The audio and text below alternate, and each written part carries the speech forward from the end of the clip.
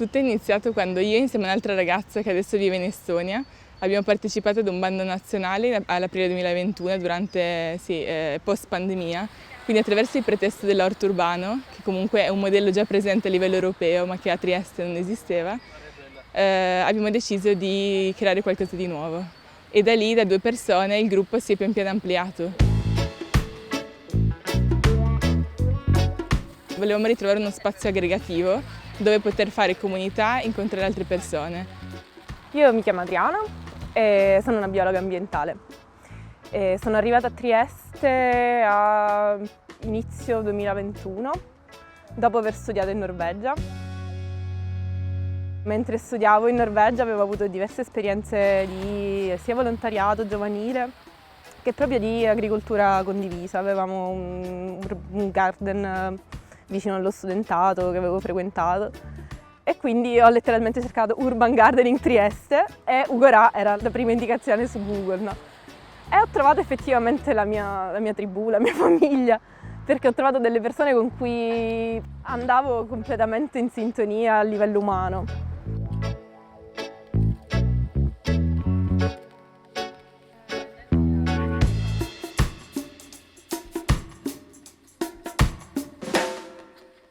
Il gruppo di Ugorà è un gruppo molto eterogeneo, nel senso che proveniamo tutti da nazionalità un po' diverse. Io sono l'unica praticamente autoctona, poi ci sono persone che vengono dal Friuli, dal sud Italia moltissimi, dal Libano, quindi è veramente un gruppo misto, diciamo, da tutti i punti di vista, anche rispetto alle professioni e le passioni.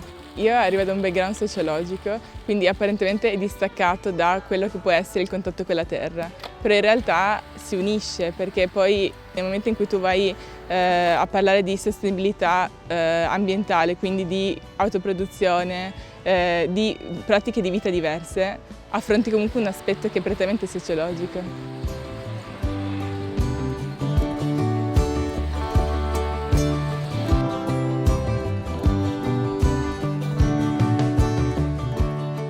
Far da mangiare in città è un punto focale nel renderle circolari. Però, essendo un grosso cambio di paradigma, mi sono spesso chiesta se è possibile arrivarci e come.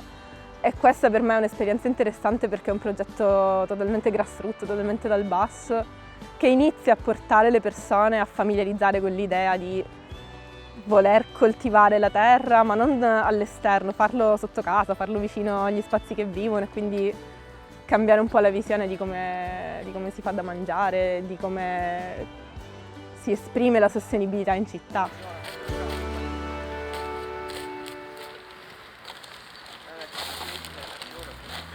Questo che state vedendo qui alle spalle è uno dei nuovi orti che abbiamo installato al Farneto, che è questo polmone verde a Trieste un po' misconosciuto.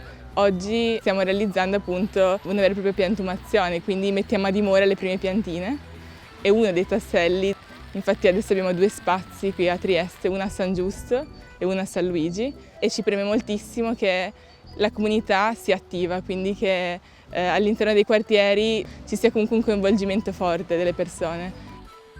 Ugorà non è un progetto di orticoltura, è un progetto di inclusione sociale dove l'orticoltura è uno strumento. È qualcosa che cerchiamo di trasmettere alla popolazione generale a livello educativo, però soprattutto cerchiamo di avere degli spazi di comunità, quindi noi gestiamo insieme spazi anche più piccoli, ridotti a livello dimensionale, che quindi a livello produttivo non riescono davvero ad assicurare in questo momento la sussistenza di tutti, però sono degli spazi di apprendimento e di socializzazione, perché cerchiamo prima di tutto di creare una comunità.